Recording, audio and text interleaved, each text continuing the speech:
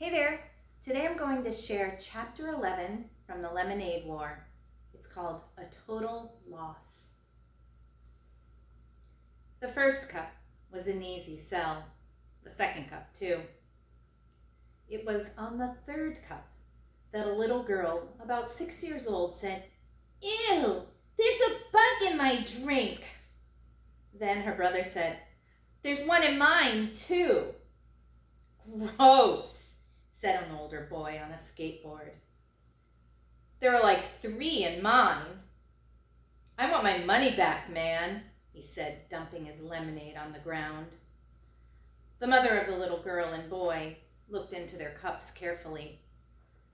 "I think you need to check your lemonade, honey," she said to Evan. Evan unscrewed the cap, and everyone looked in. The surface was swimming with dead bugs, fruit flies, worms, and a soggy brown caterpillar. "Oh my goodness," said the mother. The boy started spitting on the ground like he was going to die. The girl started wailing, "Mommy, I drank bugs. I have bugs in my tummy." Evan couldn't believe his eyes. How did this happen? Did they crawl in somehow? They couldn't have. He had screwed the lid on tightly. He was sure of it. And anyway, 1 or 2 bugs crawling in? Maybe. But 50 dead fruit flies and 2 inchworms and a caterpillar? It just wasn't possible. Evan was burning with embarrassment as everyone looked at him and his buggy lemonade. Frantically, he reached into the cooler and started to scoop out the dead bugs with his hands. Sweetheart," said the mother, "you can't sell that lemonade." "I'll get them all out," said Evan. "I'll get every last one out." "No, dear, you really can't. You need to dump it out," she said. Evan looked at her like she was crazy. Dump it out? Dump it out? He'd spent $40 of his hard-earned money on that lemonade and another $1 for cups. He wasn't going to dump it out. "I'll do it at home," he said. "No, you should do it here, I think. I need to be sure it's all disposed of properly." Evan looked at her. He didn't know her, but he knew her type. Boy, did he know her type. She was the kind of mother who thought she was the mother of the whole world. If you were on a playground and she thought you were playing too rough, she'd tell you. If you were chewing gum in line at the 7-Eleven, she'd say, "I sure hope that's sugarless." Mothers like that never minded just their own business or just their kids' business.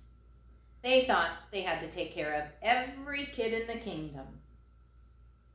"It's too heavy for me to dump," he said. "I'll take it home and my mom can help." "I'll help," said the busybody of the mother of the world. "All we need to do is tip it a little." She grabbed one handle of the big cooler. Evan had no choice but to grab the other handle. Together, they tipped, and the lemonade poured out of the top of the cooler. They poured and poured and poured. The lemonade sparkled in the sunlight like a bejeweled waterfall, and then disappeared without a trace, soaking into the parched September grass. As the last swoosh of lemonade slipped out of the cooler, a slick of mud poured out. "Oh my goodness," said the mother. Evan couldn't believe it. He couldn't believe how quickly his victory had turned to defeat. It was just like the lemonade. It had disappeared into the grass, leaving nothing behind. A total loss. The mother smiled sympathetically at Evan as he returned her $2. The skateboard dude had already skated off with his refund. There was nothing to do but go home. Evan walked slowly, dragging the wagon with the empty cooler rattling inside. With every step he took, the wagon handle poked him in the rear end. Step, poke, step, poke. He felt like someone was nudging him forward.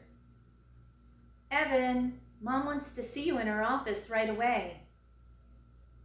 That had been weird. His mom had no idea what he meant. "I didn't call you. I didn't call anyone," she had said. "I've been on the computer." "Evan, Mom wants to see you." He had been coming up the stairs.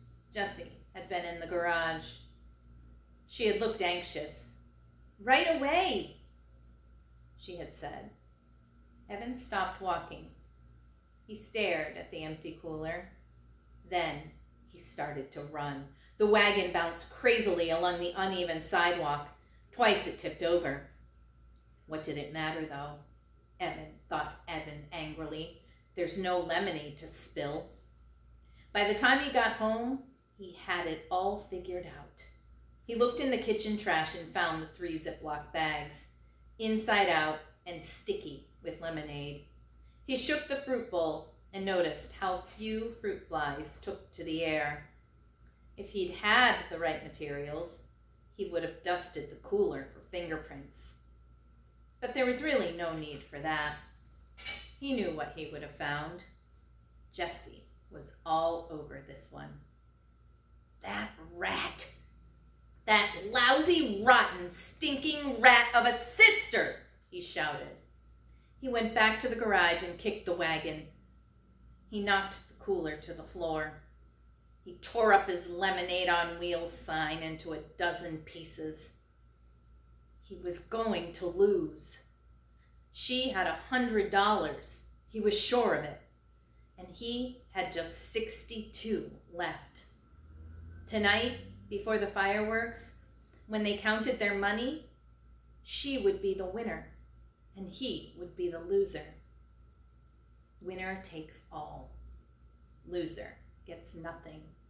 It was so unfair. Evan stomped upstairs to his room.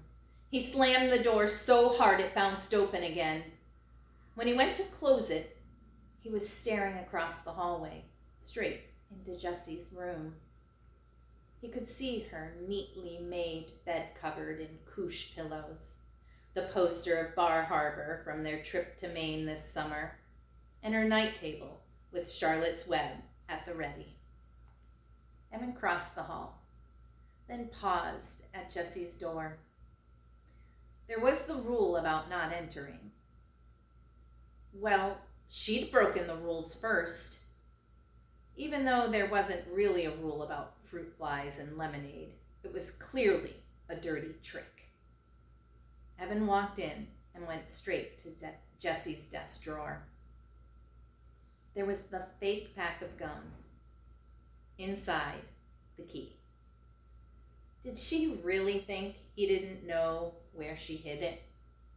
He'd seen her slip the key inside the box when he was passing by on his way to the bathroom. Jessie was smart, but she wasn't very smooth. He'd known for months where the key was hidden. He just hadn't bothered to use it until now.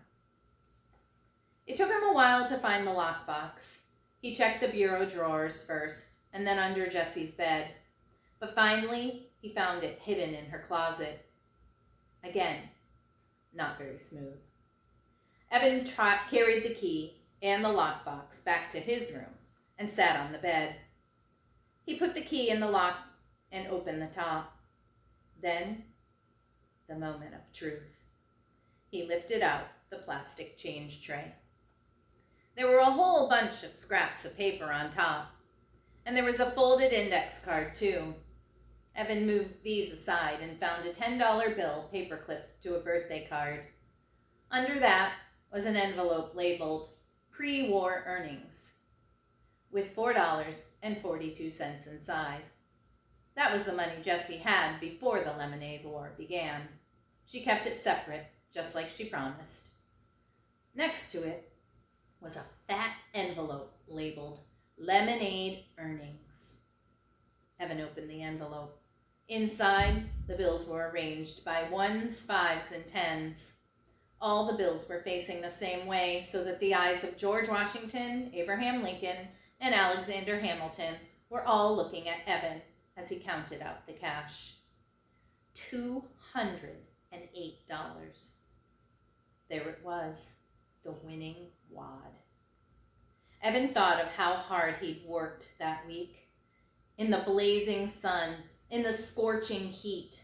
He thought about the cooler full of lemonade pouring into the grass.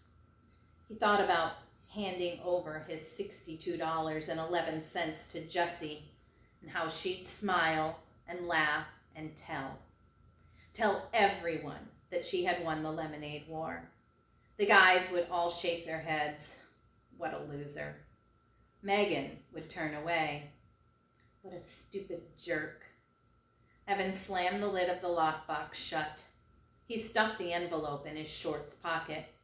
He was not going to let it happen. He wasn't planning to keep the money, not for good, but he wasn't going to let her have it tonight.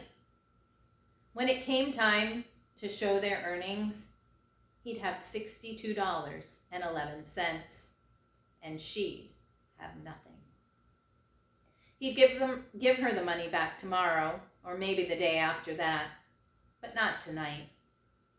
He suddenly felt a desperate need to get out of the house as fast as he could. He shoved the lockbox back into Jessie's closet and the key back into the fake pack of gum. "Hey, Mom," he shouted, not even waiting for her to answer back. "I'm going to the school to see if there's a game, okay?" And that was the end of chapter 11. Hope you enjoyed it.